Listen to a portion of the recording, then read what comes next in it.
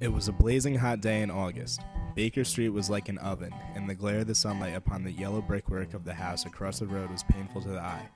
It was hard to believe that these were the same walls which loomed so gloomily through the fogs of winter. Our blinds were half drawn, and Holmes lay curled upon the sofa, reading and rereading a letter which he had received by the morning post. For myself, my term of service in India had trained me to stand heat better than cold, and a thermometer at 90 was no hardship. But the morning paper was uninteresting. Parliament had risen. Everyone was out of town, and I yearned for the glades of the New Forest or the shingle of Southsea. A depleted bank account had caused me to postpone my holiday, and as to my companion, neither the country nor the sea presented the slightest attraction to him. He loved to lie in the very center of 5 millions of people, with his filaments stretching out and running through them, responsive to every little rumor or suspicion of unsolved crime. Appreciation of nature found no place among his many gifts, and his only chance was when he turned his mind from the evildoer of the town to track down his brother of the country. Finding that Holmes was too absorbed for conversation, I had tossed aside the barren paper, and leaning back in my chair I fell into a brown study. Suddenly my companion's voice broke in upon my thoughts. "You're right, Watson. It is a most preposterous way of settling a dispute." "Most preposterous. I don't believe this. How did you know what I was thinking?" "Well, do you remember when I showed you the passage in one of Poe's sketches in which a close reasoner follows the unspoken thoughts of his companion? Well, you didn't believe me.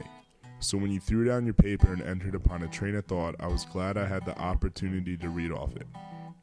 Your emotions is what allowed me to feel what you were thinking.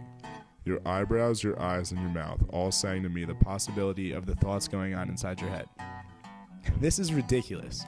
I merely stood here with my eyes turned towards the window. Well, it doesn't matter anyway. Did you happen to see the article in the paper about the remarkable contents of a package sent to Miss Cushing of Cross Street, Croton?" "No, I didn't." "Ah, well, here it is. Please read it aloud."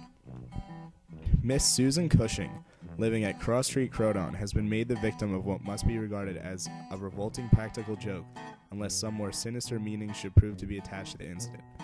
At 2 o'clock yesterday afternoon, a small packet, wrapped in brown paper, was handed in by the postman. A cardboard box was inside, which was filled with coarse salt. On emptying this, Miss Cushing was horrified to find 2 human ears, apparently quite freshly severed. The box had been sent by parcel post from Belfast on the morning before. There is no indication as to the sender, and the matter is the more mysterious as Miss Cushing, who is a maiden lady of 50, has led a most retired life and has so few acquaintances or correspondents that it is a rare event for her to receive anything through the post." "Mysterious, right? This letter here is asking for help on the case. What say you, Watson? Care to come with me?" "Better than sitting here all day." "Perfect. Call us a cab. I'll be ready as soon as I change and fill my cigar case."